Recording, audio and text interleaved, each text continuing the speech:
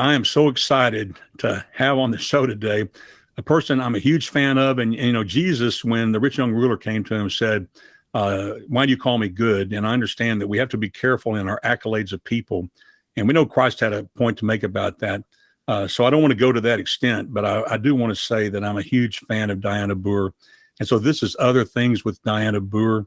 And Dianna, she's a best-selling author. We're going to talk more about that.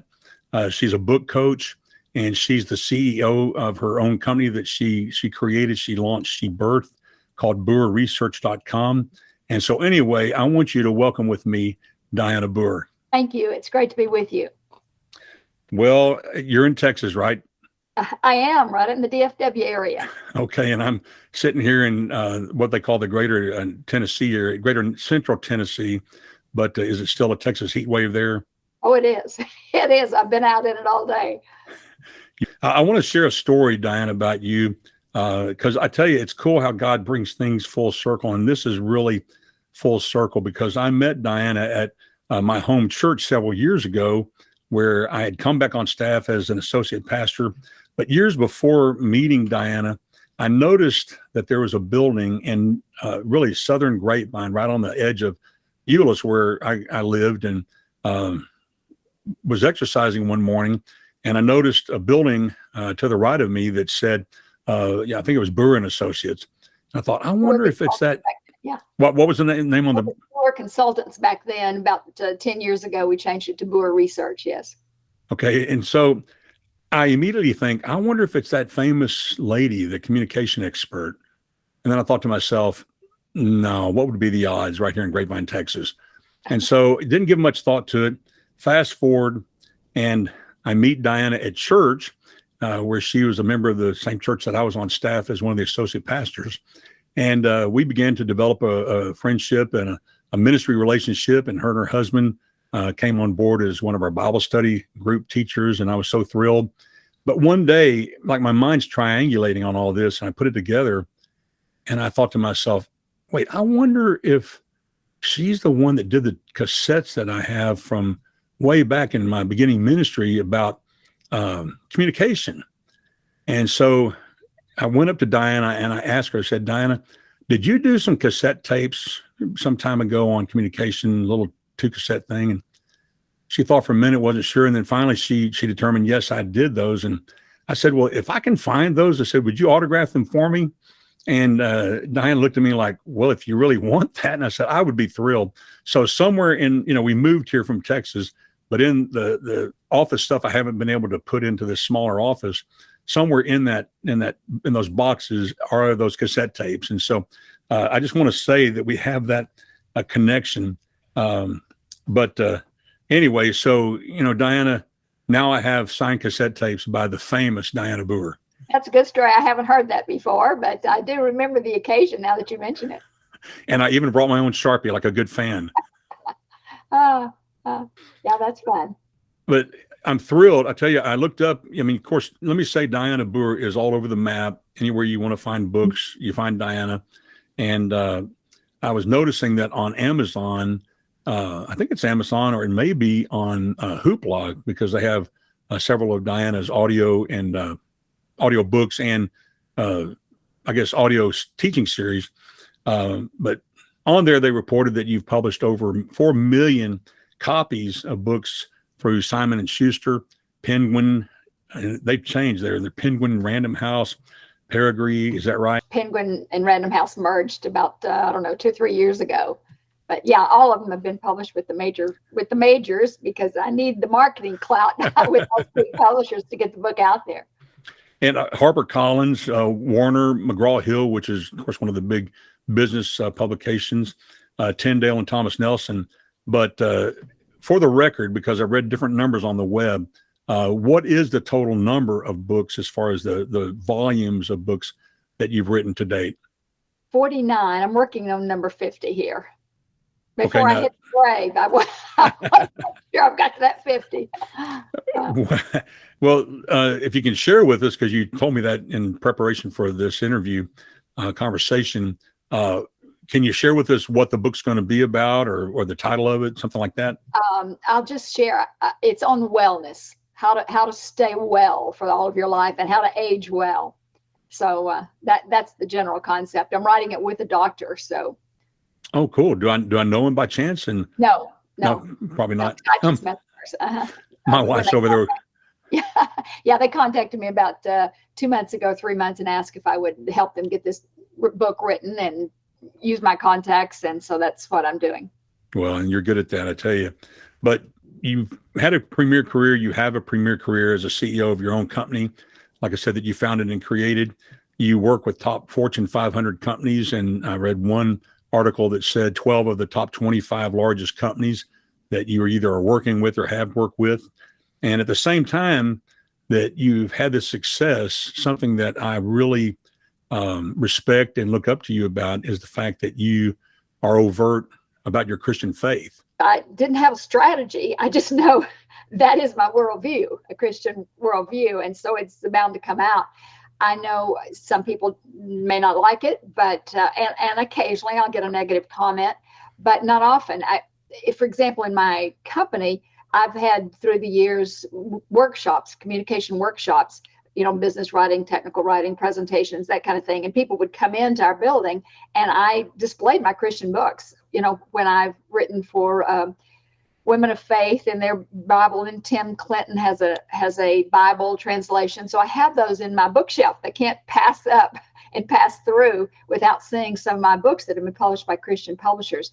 But I always aimed in every speech, even in a business workshop, to say something about the belief. I would say at the beginning of maybe of a workshop in any country, I've been in a lot of countries doing the presentations, and I would say something like, when people would come in and sit down in the back seat, this is just like my church. Every Sunday morning, people sit down in the back seat. They don't like to get up front, or something like that, so that they know I'm a Christian and that's where I'm coming from in my worldview. You mentioned the Fortune 500 companies, over half we've worked with. And of course, that list changes every year. But I have had a client only one time, to call and say, I understand that you tell this story at the end of your speech about how God answered a specific prayer that's really touching, but it mentions religion, and we don't want you to do that. And in that speech, again, this is a top 10 company.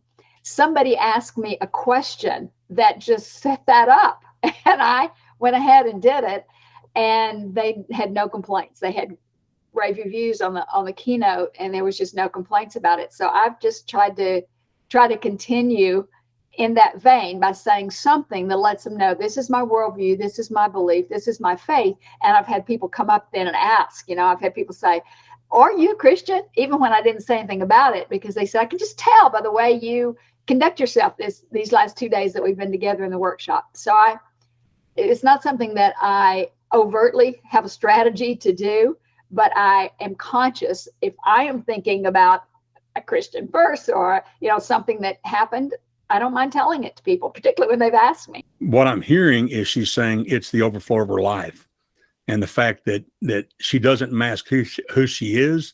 At the same time, she's not attempting to be preachy with her corporate engagements.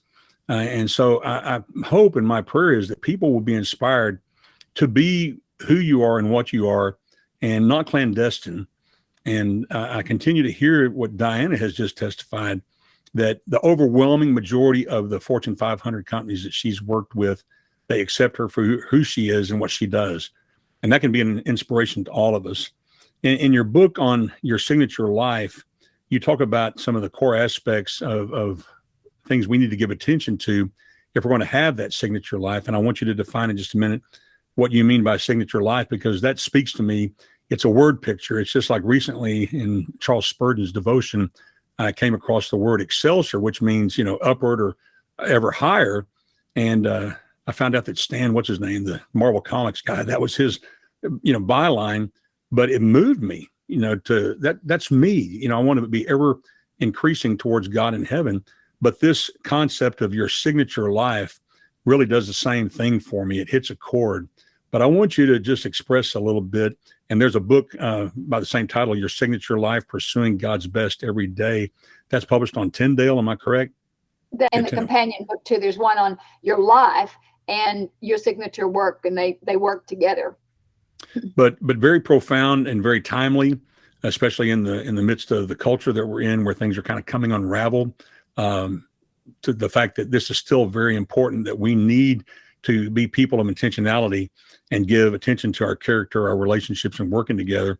But for just a moment, if you could explain to me what, in a nutshell, what you feel is the best definition for that signature life. And then also in the book, you talk a lot about calling, which really hit a chord again with me where I am right now and watching the culture. But just, that concept of what you mean by signature life, and also how you view calling. The metaphor that I adopted was that of an artist. When an artist gets through and the painting is just like they want it, they sign it. And so that's what I had in mind. I chose that metaphor to say you should be intentional about creating your life. And so in that book, I focused on 3 different areas. One part of your painting, your creation of your life, has to do with relationships. And basically anybody we come in contact with, whether it's, a few seconds or a few minutes or a lifetime, they pour into us, we pour into them. It's part of our investment, part of our painting, creation of our life. And then there are the character traits that we have that are built into our life. That's part of who we are and the design we're painting. And then the last part is our work. The Bible verse, do your work as unto the Lord. And there are plenty of references about work being divine, and it's a way to worship God by the excellence that you do your job. So I thought that was just a great metaphor, the artist signing their work, to think, when you put your head on your pillow at night, are you thinking, I did the best I could today? I painted in all those areas, relationships and in work and in character. And at the end of your life, when you go on to heaven and you present that painting to the Lord, what have you painted there? What have you created? Because we have choices, and we live by the consequences of those choices. We have impact and influence by the consequences of those choices. So that was the concept. And then I went into, in one of the chapters, can't remember what chapter, I talk about how to find your calling, because I have a lot of people in my basically 35 years of doing corporate, either keynotes or training workshops and consulting, just big picture consulting with the senior team. And many people have been working a long time at a job, and they still haven't found the job. They still feel like I want to, this is not honoring, or this is boring, or if I'm really going to please the Lord, I should go do something else, be a pastor, a missionary, or whatever. But that's just not true. That's not biblical. And because God calls us to many different things. And so what I did in the book was to put together what I call the 6 P's of finding your calling, just to make people sure of that. One is, in power tools. If you're building something, you're constructing something, you've got a hammer and a saw and whatever. Our power tools, of course, are our skills, our talents, our attitude, our personality. Those are the things we build with. So in other words, God's not going to call you to be a opera singer if you can't sing like I can't sing. So that's important to recognize the natural abilities that God has given you. And then the second thing, you have to have a passion for your calling. If you think, well, I can do this well, maybe accountant saying, well, I can really crunch numbers really well, but it's boring to me. Well, that's obviously not what God's calling you to do. You need the passion. He puts a passion in your heart for doing something. Many people, I know, Kenna, you've heard this comment. People say, I'd do this job even if they didn't pay me, right? You hear that frequently. And so God gives you the power tools, the skills, natural traits. He gives you the passion to do it. And then the third P, I call it the plot or the path. He's not going to call you to, let's say, gives you it's a skill with language, and you're fluent. You speak 2 or 3 different languages. You're really good at writing, and you like bilingual study, and you like traveling. Well, he may give you a path to an interpreter job in Brazil. Who knows? There is a circumstance that you can use that passion, you can use those skills. And if that's absent, and you think, well, gee, I want to interpret and I speak a lot of languages and I like to travel, but there's no one wanting that talent, there's no circumstance that God's putting you in that gives you opportunity, then obviously he's not calling you. You might enjoy it and you might have effect, but it's not what he's specifically designed for you to do. And then there are three more what I call affirming or confirming things that help you know you've chosen the right thing, or that is what God's called you to. And one of those, I would say, is your peace of mind. You have ultimate peace doing this. You think, I found it. This is it. You also, another one of those P's, you get praise from people. They see that in you. You know, they see that how God is blessing what you're doing. And I'm sure, Kenny, people are saying, I love hearing your voice. Man, you've got a broadcast voice for the podcast. So when people recognize that skill or attitude in you, they comment on it frequently. And again, that's another way to confirm that that's. And ask you, are you making that assessment? Or no, I appreciate that. Yes, but actually, I have heard that. Yes, and people will recognize that when you're operating out of your skill set and your attitudes and your habits are matching, and they are what God called you to do, other people notice it and they comment on it. And then I would say positive outcomes. That third sort of confirming P out of the 6 P's is the outcomes are positive. You're making a success of what you do. And so I think with all those 6 quote P's in mind, it helps you know, find, identify, and then confirm that your job is what God's calling you to do. You're talking about the comments you made. I was exercising here in where I live in Middle Tennessee. I was down at the city park that I can get to when I'm in good shape to then walk the little track. It's a really beautiful park. And I kept noticing this guy almost every time I'd go out, he would be sitting at a picnic table. He had a laptop and I could tell he was doing work remotely. So one day I struck up a conversation. I was going to share the gospel with him. I found out that I think he's now the head writer for Odyssey, the James Dobson focus on the family. So he was not the head then, but the person was retiring. And so I said, hey, would you listen to my podcast? And it's funny because he texted me back and he said, well, I could listen to your voice all day. And I thought, well, that's cool. But anyway, so I thought it was kind of funny. But I tell you, Dianna, talking about the calling and the passion and the feedback that what I see in my ministry is so many people, they're growing up in a household culture or maybe even in an academic culture to where they're not, people aren't pointing out to them that, hey, do you know that you're good at this? And, even myself, when I was praying about going back to school when I was in my 30s, and I was just in a quandary and I really wanted to do it, but I'd laid some things out there and nothing was clicking. And, as far as like getting a church back in Texas where the seminary was located. And I was talking to a friend of mine one day who's a biblical counselor. We were having lunch. He did work for us at our church. And I told him what was going on. And he finally asked me, he said, well, Kenny, what do you want to do? And I'm telling you, Dianna, I was probably 32, at the time. And in 32 years of living, no one had ever asked me, well, what do you want to do? And what you're talking about, that passion. And I said, well, I want to go to school. And so he looked at me and he goes, well, then go to school. and that was the pivot point for me. But I think it's important. And the emphasis on calling, because I tell you, I think it's at epidemic proportion, maybe that's a bad pun, but for the lack of direction, people that are wandering in a sense of aimlessness and a sense of no calling among the late teens, the 20-somethings, even into the 30-somethings and 40-somethings.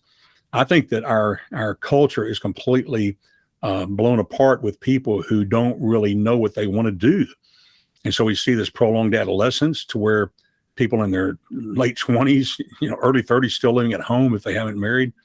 And so I think it's important in conjunction with that. And I was so thrilled in reading this book that I didn't realize that you had a passion from an early age about writing. And you had a strong sense really of a divine call since the age of 12 to write. And you had an understanding breakthrough at the age of 27 on how to connect your God-given passion with your set of skills. And I would appreciate it if you would elaborate on that part of your backstory. And I've heard a little bits and pieces throughout, my knowledge of you, but I've never talked to you about it. And so, but in reading what you shared in the book, and if you could expound on that, tremendously encouraging to people, especially in where we are with our culture. Kenny, at first, I believe that God calls us to a lot of things. Any work that's honoring, that's respectful work, it's ethical, that can be honoring God. But when I was 12, I did feel that every time I would go to a camp, every time I was in church, I just felt this heaviness of, you need to make a commitment. I'm calling you to a special Christian vocation. And I didn't know what that was, because I didn't feel like, it couldn't be a pastor, in our denomination, a woman couldn't. I didn't feel called to go to the mission field. But every time for like 4 years until I was 16, there was just this heaviness. You need to make this commitment. So when I was 16, I went down in front of my church, and a small church, small country church, and told the pastor, I said, God's calling me to do something in the Christian ministry, but I just don't know what it is. And so he had people coming by, shake my hand after the service, and everybody said, oh, you're going to be a pastor's wife, or oh, you're going to be a missionary. And I'd say, no, and that is not the exact thing you say on a first date. Hey, I just wanted to let you know I'm going to marry a minister, or I'm going to marry whatever. That kind of scares guys off when you're 16 or 17.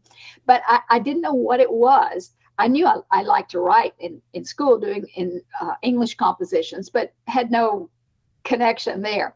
But as I married and had 2 kids, my husband was struggling very severely with mental illness. He'd been in and out of the psychiatric hospital several times, and I knew he was not going to be able to make us a living.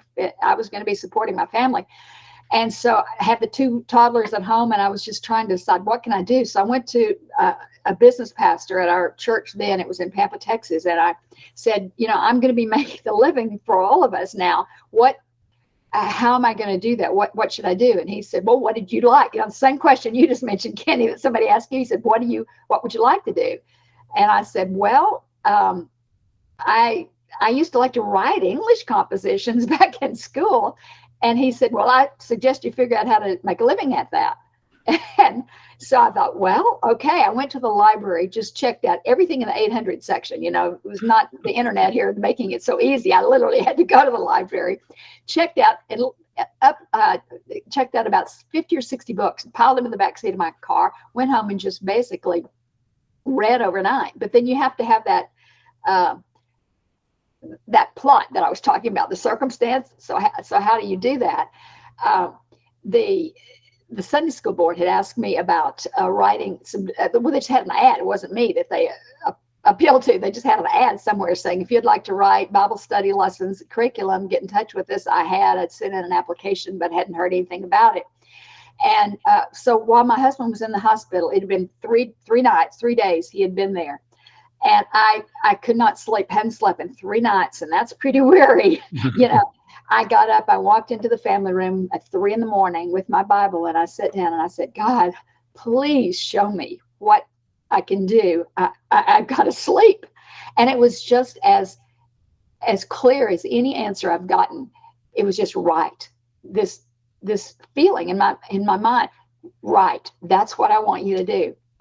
And so I walked into school. I was teaching. That was my first year to teach Spanish. I walked into the principal that morning and said, I need to quit my job at the midterm. This is like in November, late November. I need to quit my job at the session break, in January. And he said, well, it just so happens that there is a school board meeting tonight. And if you write out your resignation on your conference period, I'll present it tonight. And I'm thinking, oh, great, this is wonderful. And then the next morning, so I did that. And he said, it's just routine. Certainly they will let you out of your contract, just routine. So the next morning I'm going in, and again, in a small town, they tell you the local news. And this lady said on the news, and the school board met last night in session and blah, blah, blah. And they voted to refuse Dianna Booher's resignation. And I went, oh, what's going on here? I felt certain that God has called me to do something in writing. And now they're not accepting it. They're not going to let me out of my contract. And by this time, the Sunday school board had said we want you to come to a training in January to get started on this new career. And now the school board's saying, no, we're not letting you out. So I was totally just confused, puzzled, discouraged for 4 days. On the fourth day, after this conversation with the principal, when he said, oh, it's just routine, he sent me a note and says, come see me on your conference period. So I go down there at 7th period, and he said, I just got a call from a lady who wants to move back to Pampa. She teaches Spanish. She wants a job this next semester.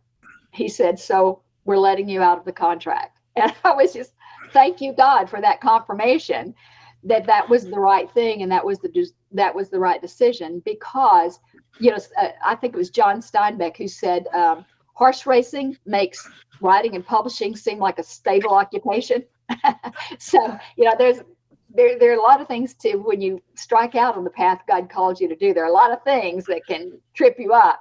But I know that God just wanted me to think back at that time and that confirmation he gave me that this is the career path I have for you. Those of you who are watching, I want to make a point that we are recording this through Google Meet, and I went through several months, believe it or not, of trying to find the best platform that works across the board, whether somebody calls me in from a cell phone or whatever. But one of the quirks of Google Meet is that if I laugh or make noise, then it cuts in on the video of the person who's talking. And so I've been having to restrain myself as Dianna shared this powerful, encouraging story with us, because sitting here thinking about the reality of you clearly hearing the voice of God, and that's actually occurred to me several times in my life, to where it's basically audible. It's not just inside your head, but then for you to actually hear, it's like in a movie broadcast, that your request to be let out of your contract is denied. That's something out of a Julia Roberts movie, But I can't imagine how shocked and dismayed you were, and yet to see God come back around and to say, "No, Dianna, it's still on go. Just be faithful, hang tight." Right. But I tell you. When he said it's just routine, and you probably know this, and I know it from being involved in different school, where kids are going through, they don't want a teacher in the classroom who doesn't want to be there. So I really thought this is automatic. They will do it. And so when they came back and said, we're not letting you out of that contract, I was shocked, and I was thinking, it's God saying, wait a minute, you misinterpreted what I said. But then 4 days later, for it to be automatic, they had no other applications, no other teachers in the district who could teach Spanish. So that's the reason, of course, that they turned me down. And then all of a sudden, here comes this lady moving in, wanting a job in January, new semester. So it was definitely a God moment. Because I do know Dianna, I want to say, and I told her this before the recording, because I'm so thrilled to have her today, but what she's sharing with you, this is Dianna Booher, and she is the real deal. And I'm telling you that if you're like me, you hear about people, you read their books, you see them speak at a conference, and you wonder, I wonder if they really live that. But I can testify that Dianna does. And her ministry in our church, when I was on staff there, and she was serving we were serving the Lord together, that she was just a model individual to our women, to our men, and an inspiration. And but as she's sharing this story, it's an example. This is her. It's not something she's fabricating or drawing from someone else's life. But that should encourage you, because I tell you, so many things happening in our culture and in people in leadership and so forth, that you begin to lose hope that, wait, is anybody legitimate or really living out the things they're talking about? And so today we're talking with someone who does. But a side note, so now this is truly a side note, but how did you become a Spanish teacher? How did you do that? I mean, well, that was my major was English, because and after that point, by the way, I did go back and get my master's in English literature again, because I thought that's part of my skill training that I need. But in my undergraduate, it was Spanish, so I was qualified to do the teaching. Well, and let me say, by the way, that Dianna, I think she graduated in her undergraduate cum laude. Is that correct? Summa cum laude. Summa cum laude at what university? it was University of North Texas. Is now part of the University of Texas system in Denton. Yeah, great university. It's a top university in a lot of things, but people don't know it by name. But in the drum world, it's one of the top drum schools of all time. One Right. of the top psychological, for people studying psychology and counseling, education. So that's phenomenal. And I tell you, having taken a lot of English in my college career and languages, it's very hard. So you're to be um, that's a big deal to get a master's in English. I won't call her name, but I can still remember my English teacher at Tarrant County College, and extremely difficult. But anyway, I want to say that you, of course, you're a super pro in the corporate business world, and you're an inspiration to everyone. I want to ask you specifically, there's a lot of talk about gender and all this stuff, but I really would appreciate it if you would share with us, and especially advice that you can give to girls, to women in general on fulfilling your calling, especially against the backdrop of what some people still say is a glass ceiling for women in the corporate world. And I'm curious, how did you excel beyond the norm and what some would say is a barrier, a roadblock to success for women? And share with us your thoughts on the pursuit of excellence and God's best every day at this point of your life and career. But speak to the women who are watching and share with them, how that fits together for you, because you can't say, well, Dianna Booher has been held back. You've been extremely successful and in a very difficult realm in the Fortune 500 realm. So just, if you can, whatever you feel led to share. I don't want you to get too deep, but you know what I'm saying. Well, actually, think probably I never felt that glass ceiling because I was I was an entrepreneur. I had my own firm. The only time I ever worked for anybody else was teaching school. 2 years I taught school, and one in Spanish. And then when I moved to Houston, I taught a senior English, and then that was it. So I didn't have some of the limitations that I'm sure women have when they're in a large organization where they're, still the boardroom and the executive team is somewhere between 93, 95% male, and much fewer of those leaders are female. But I did experience difficulty because of my age, because we know that generally the older and wiser and all these gray hairs, they say something. So when you start your business like I did at age 30, you and my audience in my classes, my workshops, a lot of my consulting, I was talking to a senior executive. And so I don't know if it was the female thing or if it was the age thing, but I was certainly in the minority. There are many sessions that I've spoken to an audience of all men, particularly from the oil field, when I had oil and gas clients, particularly in the high tech. Those are a lot of our clients. In the defense industry, those were a lot of our clients, and they're heavily dominated by males. And in a workshop, I would be the only female. For years, that was the case. So and certainly when I do one-on-one coaching now with executives on executive presence, maybe somebody at the middle level that's trying to get to the leadership and that C-level suite, and I do that coaching, it's almost always males.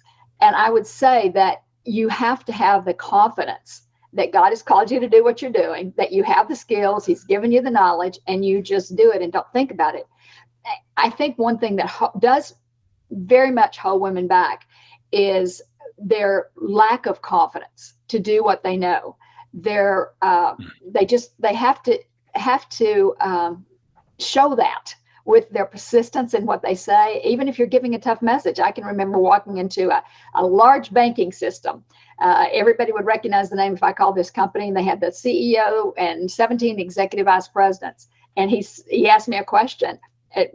Don't you think that so-and-so? So obviously I knew what the answer was that he wanted me to give. And I had to say, actually, I don't. I don't think it would work best this way. And later, the psychologist who was also in the room, whose job it was to advise all of these senior executives, said that blew them away, that you had to, at your age, that you had the confidence to tell the CEO, no, that was not the best approach to improve the communication with their customers, and outline something different. He said he really respected you after that. And really you gained credibility, not lost it. And I was true. I was glad to hear that. But I've just never felt that my gender held me back other than through my own thinking, if that makes sense to you. No, I think it's the truth that sometimes we don't want to face regarding ourselves if we have low self-esteem. And the fact that what is shining through in this conversation is the fact of the direction you're looking is towards God. And so therefore your self-image is not directed or informed by people around you, but it's informed by your position with him. And boy, I pray for people watching this that it will inspire you to look to God. Don't listen to people. Don't listen to the negativity, and allow God to inform you on what you're to do, and especially get in touch with what you are interested in, because it all works together. And God is the one who's made us. We're fearfully and wonderfully made, and He knows who you are and what you like best, and that's what we need to do. So, to me, I'm thrilled. And Kenny, let me add an addendum to what I just said here. I think it's important too that you don't have a controversial or angry attitude. I've met women who seem to have a chip on their shoulder about something, and that doesn't get you anywhere. I think you just, as we've discussed, to have that self-confidence, to have, what skills God has given you to know, to be perceptive about a situation, to go ahead and exercise that. I will say, though, in working with corporate clients, I have been excluded generally on a social event. For example, I already mentioned having a workshop, and we have 30 men in there, no women, and they say, "Hey, come have a drink with us, come to the bar, come whatever." And I think, no, I don't, that's not who I am. I really don't want to do that. And if you're going to a nice restaurant, I'm happy to go, but I never felt angry about it. I think you just accept, I walk a different path. I have different ethics, and not coming across as self-righteous or holier than thou, but just, this is what I want to do. And I've never been, I don't think ever penalized. I do think I lost one client because I didn't, quote, socialize in the way they wanted me to socialize. But I never worried about that. I figured that God would send me more in their place. And so that has not been a problem. Well, and my son, he's up and coming. He's actually under contract. I won't say with who, but they're in the hopefully the ending of the contract, concluding of making a contract as a producer songwriter for a major Christian label here in Nashville. And I keep encouraging him. His background, of course, because I played contrabass clarinet in Texas All-State Band. I was first chair, and you can only do an orchestra with that. And it's a terrible instrument. I mastered it, and that's not to say much. But because of that, my sons, they both, we started them in piano, which the piano is the orchestra, the 88 keys. It's percussive and melodic. But then drums, and then finally guitar. But I keep encouraging my son that as soon as our oldest grandchild, who's a girl, Kate, that you need to start teaching her drums, because something I've never understood is that there are very few female drummers, and there's no reason why there can't be. I mean, Kid Rock has a female drummer. Sheila E. is a famous female drummer. Sheila E. is a Christian, and she played with Prince and stuff. So I've never understood, and it has to be either through cultural grooming, to where it's just, girls don't do that, or perhaps, again, no one's saying, do you like to do that? Go do that. But a tremendous opportunity. And so, I'm wanting to bust the curve. And in the same way is that at the earliest possible date for Kate to get into the car and learn how to change an oil filter. Dianna, I went to Tarrant County College, and this girl had a classic Mustang. Well, one day she shows up and she's not in the classic Mustang. And I said, "What happened to your Mustang?" And she said, "I blew the engine up." And I said, "Well, what happened?" And she said, "Well, my dad got mad at me and said, 'Don't you ever check the oil?'" But yet he had never shown her how to check the oil. So it always stuck in my mind. But what a tremendous testimony. And I'm telling you, I'm encouraged, and I know the people who are watching are encouraged. There's something that comes through the book, and I don't think it's just this one book, but it's interesting in your attitude towards serving others and service, and how integral it is to a successful life, to a signature life. And it's interesting because in the last interview I just did with Mark Maxwell, that his whole book is on that. And he's been overt about that here in the entertainment industry in Nashville. But I'm curious, how did you come to that as far as that aspect of life and your viewpoint towards it being integral to having a signature life? How did that come about? I think probably watching my parents and my grandparents, both my dad and my granddad have the spiritual gift of service. And so that was their life. I saw that if there was somebody sick in our neighborhood, my dad was over there mowing their lawn. He was, he was shaving them if they couldn't, if they were really at the end of their life and they couldn't do even the personal grooming. Mother taking food. My granddad particularly, just to tell you what kind of guy he was, when I would go in the summer to stay, for a week or two for our visit, he would always be making 2 trips to church on Sunday morning, Sunday night, and Wednesday night, because the first trip was to take my grandmother and me, and then he stopped on the way and we picked up 3 other widows because they didn't drive any longer, they didn't have a car or whatever. So he would let us out. We would always be there 20 or 30 minutes early because he had to make the second trip, and he would go back all through town and pick up people who did not have a way to church. He did that as long as I knew him, all through my childhood. When I would be there, there were always going to be 2 trips to church, Sunday morning, Sunday night, Wednesday night. If there was something broken at the church, he was the one to fix it, mop it up, clean it, insure it. Even sometimes when we'd be running around, like he would take us out for ice cream. And, well, we got to go by the church just to see if everything's okay. And, we would drive by and I'm thinking, why did he have this sense of responsibility? But he did, one check, make sure all the doors were locked and there was nothing broken, no window broken. On Saturday, he was always up there mowing the church lawn because it wasn't big enough to have a full-time janitorial staff. So I come by the idea of service in a very natural way from observing my parents and my grandparents doing this. Working in low-income apartment communities where people are struggling and parents are having to work a lot. And also on top of that, having to shuffle cars because they can't afford for everybody who works to own a car. The children are a lot of times left to themselves, not out of uncaring parents, but out of economic necessity. And what I saw in the past in doing that type of ministry is that children are looking for inspiration and for guidance and for that type of encouragement and reinforcement that you're sharing that you received from your family. And I want to just remind everyone that think about you being a mentor or being an influence to someone younger in your life. And there's a vast amount of opportunities. Dianna, actually, before broadcast, she was sharing with me, she just, I guess, recently rolled off of the board of directors of a nonprofit I was actually the community director of community ministries for, but Dianna served there in helping giving guidance to that nonprofit. And it had a vast amount of opportunities for service, for people to invest their lives in kids.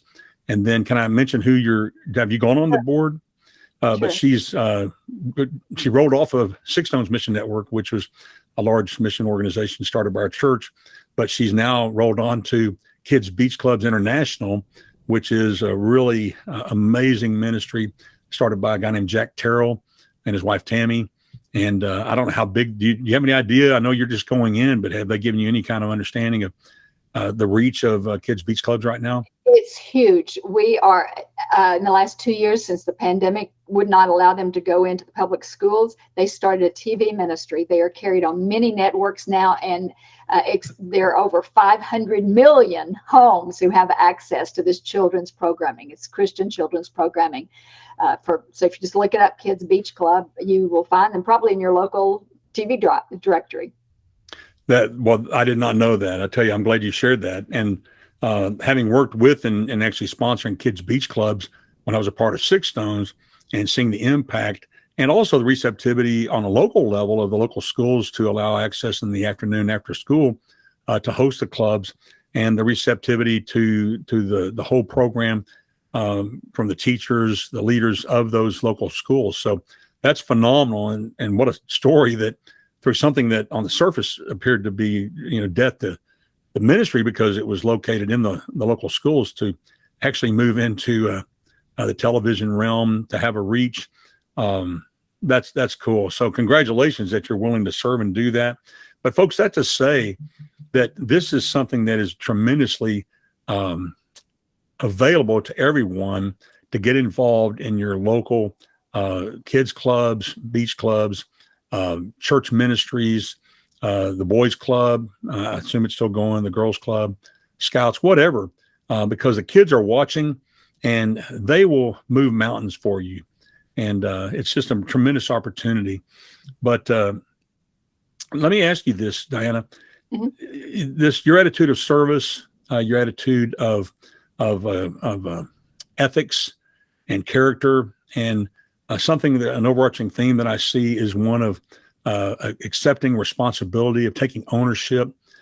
Do you see in your exposure, you're working with corporate America, do you see this evidenced on a large scale? Is it something that's still present in the corporate life, or have people, some of the corporate executives have kind of gone to the bottom line to where it's just about the money and it's about, next quarter's report. But do you, see that mind of ethics? And yes, I see that it's a thing that we're talking about much more in the media, and we're talking about much more as we ride in the HR. I get some HR newsletters, and I see them talking about that frequently.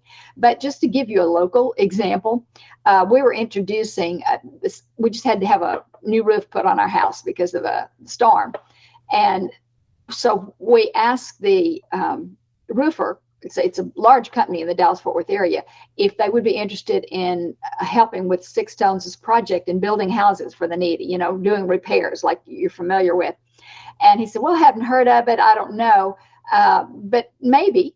And so they did one event in the spring, I think it was April. They came, sent their employees to put on a roof for a house that needed a new roof. And their employees, we just got this report. We just had this conversation with the owner of the company saying, our people loved it. They loved serving. This is the first time that the company had given them time off to go do this service, to work in the community, putting on roofs and doing some other repairs. And so it benefited that company tremendously, because he said his employees were so thrilled, and it built teamwork with them like nothing else that he'd ever tried to do. And so he was excited about it. The people themselves who did the work, volunteer work, they were excited about it. So I think it really comes down to the person and the leadership team at the top. Are they willing? What is their character? What do they feel as social responsibility? Are they walking their talk with the biblical worldview? And when that happens, yes, but there are many companies out there that do not have that. And I think they, in the long run, suffer from it. The context of people at the top allowing things, promoting things, and then seeing the benefit within the structure of the organization, I think builds even greater momentum and possibility. Right. We don't have to have those makeup exercises. You know how some companies have people coming in and doing teamwork exercises? If people would take on social causes in their neighborhood for service, it would have the same effect at a lot less cost, because they can just send these employees to do whatever it is, because there's plenty of need out there. And that we're always getting that feedback that it really enhanced their relationships and built teamwork. So there's plenty of opportunity. You make a powerful statement. God doesn't have a hierarchy of jobs or careers, with some more worthy than others. And the perspective, it's not what you do, but why you do it. And I would appreciate it. And you kind of touch on this in different ways, but can you talk a little bit more about that? Because to me, it gives hope. I come from a blue collar family. I think I'm the first person in my family to actually graduate from college. Definitely the first person to get a master's. We were just blue collar. And the fact not everybody is cut out or called to be an executive, called to be a corporate leader, or to teach a Bible study, but your perspective gives, I think, encouragement and inspiration to every person who it takes. The Bible talks about the body and the different elements of the body, but it takes all those elements working together for us to function as a human being. And then also, of course, the Bible's talking about the church.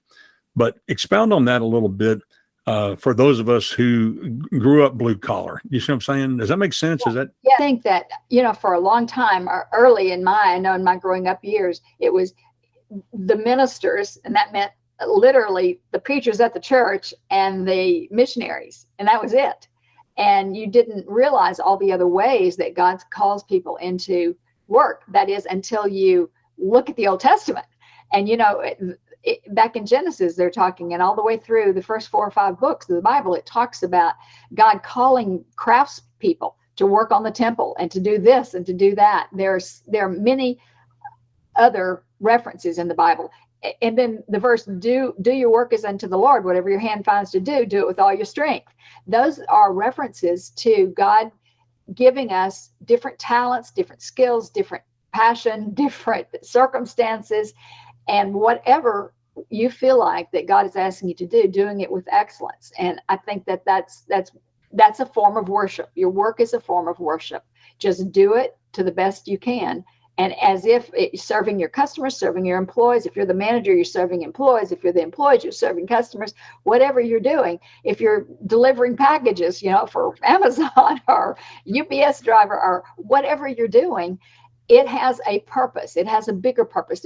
Maybe you don't see as the worker, you may not see the end result of what you did today, the package you delivered, and how it was so significant to the person who you delivered to and what they were going to do or how they were going to use it.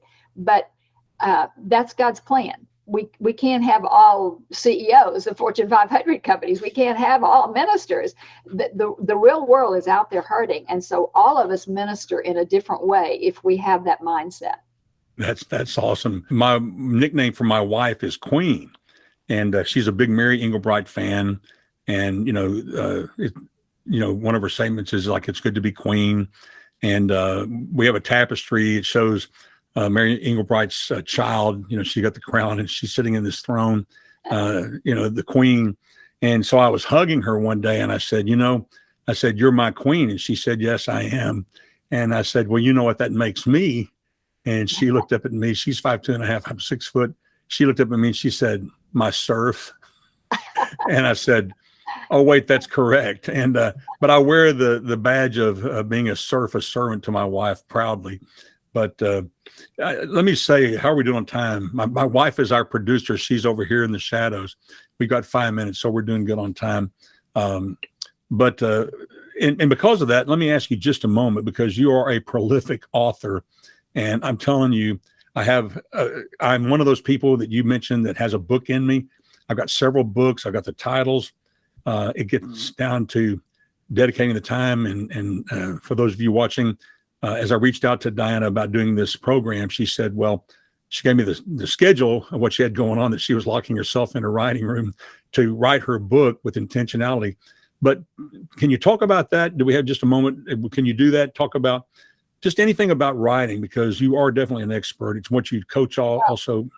My post for today on LinkedIn, I talked about what you need to be successful. Most people do have a book in them. They have a key idea. They have an area of expertise, whether it's cooking or it's driving, some professional commercial vehicle. I don't know what it is, but you are expert in something. God has given you that skill or talent.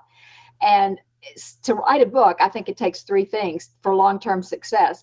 And that is self-discipline. You have to actually sit down and write it. Now, you can dictate it. So you could stand up and dictate, but you have to do it. You can't just talk about it. And then I think you have to have perseverance, because the major publishing houses and agents tell me they only accept about 1% of all the queries, proposals that come into them. So you have to just be persistent and know that I am going to get this message out to the world.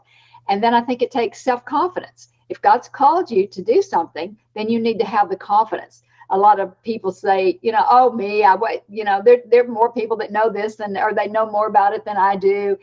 But if God has asked you to do that, to share your testimony, to share your legacy, to share your philosophy, to share your theories of doing something, and you feel like he's asking you to do it, then do it. That's what I tell my clients when I have Booher book camps about 2 or 3 times a year.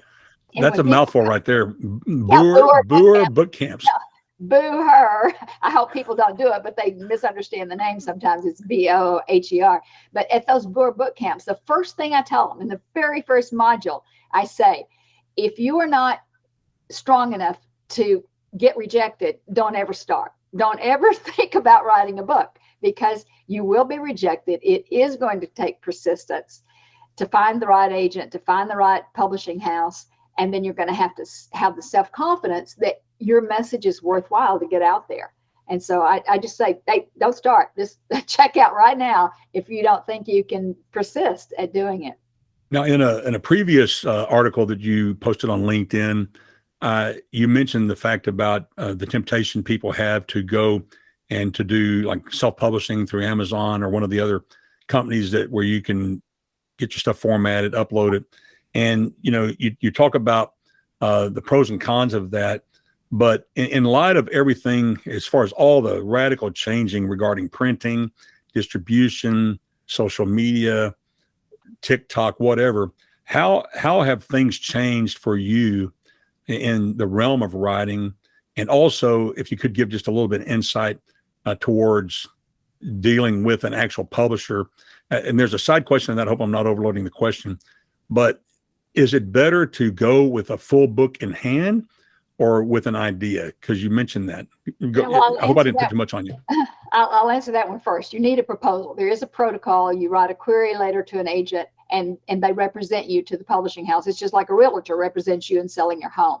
So you want to approach it in the right way. And I'm not saying self-publishing is not a good way for some people. For some people, that might mention their goal. If they already have an audience out there and they're in front of, speaking to 3,000 people every week, then they can sell their book in the back of the room, and that might be appropriate for them to go self-publish. But if you want to distinguish your expertise in some way and have influence, expand your influence, get your message out in many, many countries, then you want to go to a major publisher, because most people don't have that kind of reach. They don't have that contact. They don't have a platform for even distributing their books out to other countries.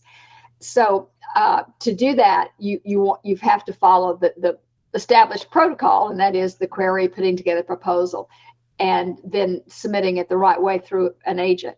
And that's the way I've always chosen to do it, because as you mentioned, Kenny, we have process. The technology lets anybody publish who wants to publish. I mean, my next door neighbor, my son, my grandson, it doesn't matter. They've got Word, so they can design the book, send it, and put it up on Amazon. In 24 hours, it will be live. So that is not a distinguishing factor. And the clients who come to me want something that will set them apart, that will give them an edge in their career, that will expand their influence, that will get them a wider audience for their message. And so that's why, if those are your circumstances and your goals, that's why you have to go to a major publisher. In regards to the major publishers, have things changed because of the fact that, well, let me give you, I guess, what I have in my mind. I cannot remember the name of the group, but it's like the Christian Leadership Network.